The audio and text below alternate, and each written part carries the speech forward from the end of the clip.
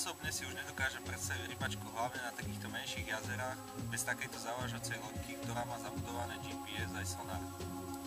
Na to, aby loďka správne fungovala, ju musíme dobre nastaviť a musíme vykonať všetky potrebné kalibrácie. Bez týchto úkonov loďka nikdy nebude správne fungovať a nikdy nevyužijeme všetky jej funkcie. Poďme si ukázať, čo všetko treba spraviť, aby MIUART Scout dobre fungoval.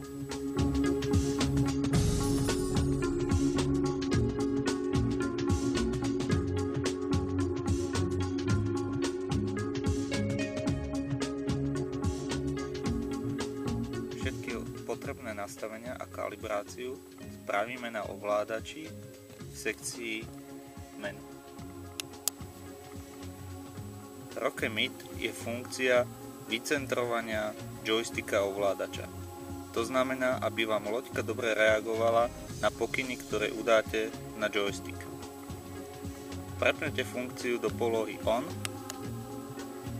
počkáte zo pár sekúnd a prepnete do off.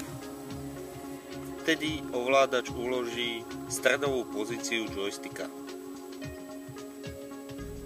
Aby vám loďka dobre reagovala na pohyby joysticka, to znamená dopredu, dozadu, doprava, doľava, slúži nám funkcia RockMax. Opäť uvedieme túto funkciu do polohy on. S joystickom uvedieme loďku do pohybu, ako keby sme išli dopredu, a pomalinky opíšeme kružnicu v smere hodinových ručičiek. Tento úkon vykonávame, keď je loďka zapnutá.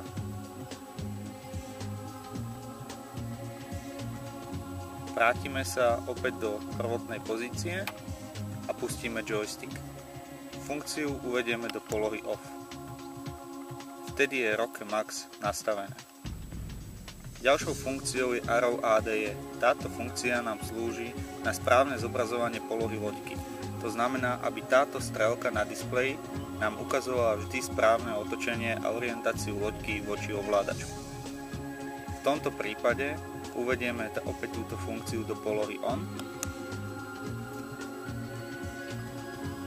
Uchopíme ovládač a dvakrát s ním otočíme v smere hodinových ručičiek.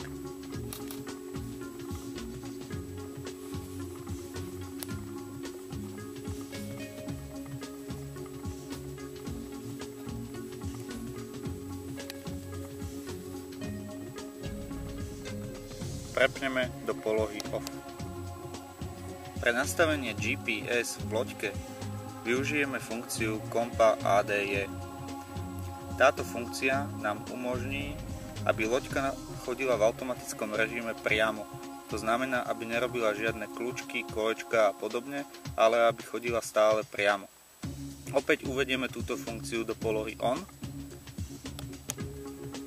a následne loďku uchopíme za úchyty a otočíme s ňou dvakrát v smere hodinových ručičiek. Opäť, čím pomenšie tento úkon vykonáme, tým presnejšia kalibrácia prebehne. Loďku položíme opäť na zem a túto funkciu prepneme do polohy off. Takto máme všetky potrebné nastavenia hotové a loďka je pripravená na lov.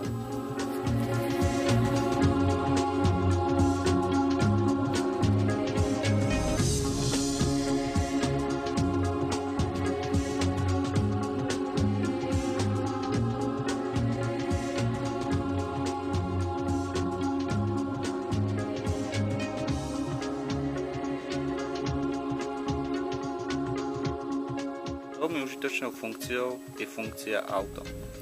Táto funkcia slúži na uzamknutie smeru jazdy loďky. To znamená, že ak chceme, aby loďka išla v určitom smere, stlačíme funkciu auto a automaticky sa uzamkne tento smer. Loďka pôjde stále v tom smere, ktorý sme jej zadali. Tento smer opäť zrušíme stlačením funkcie auto, kedy sa loďka prepne do manuálneho režimu.